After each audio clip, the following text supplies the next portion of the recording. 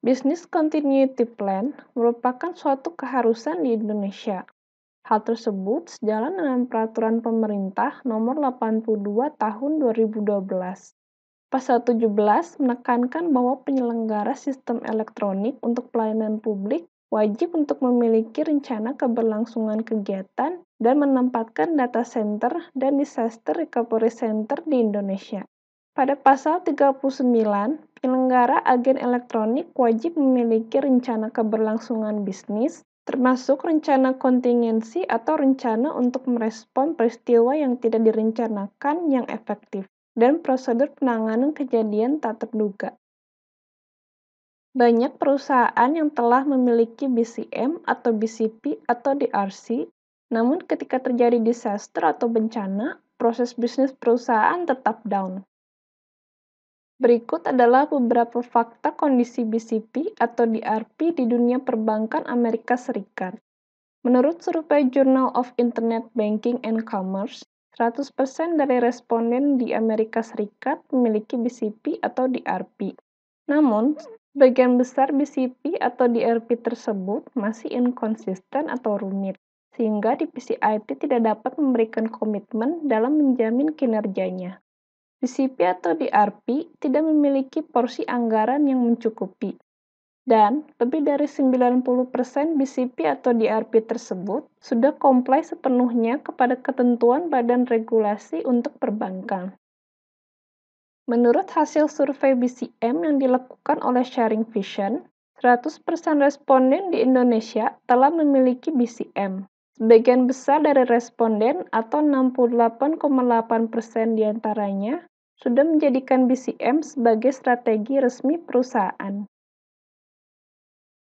BCM dapat bekerja dengan baik pada saat terjadi disaster apabila semua faktor penting pendukungnya telah siap di tempat setiap saat atau ready on place anytime.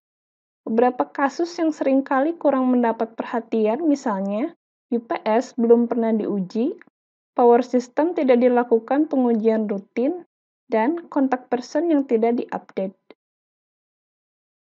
Perusahaan harus terus-menerus mengimprove BCM-nya melalui proses testing, reviewing, maintaining, dan auditing pada BCM tersebut.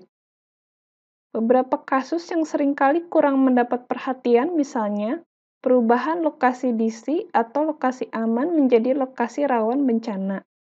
Sistem core yang ternyata kapasitas DRC-nya tidak 100%, dan BCM atau BCP yang sejak dibangun belum pernah diuji dan direview.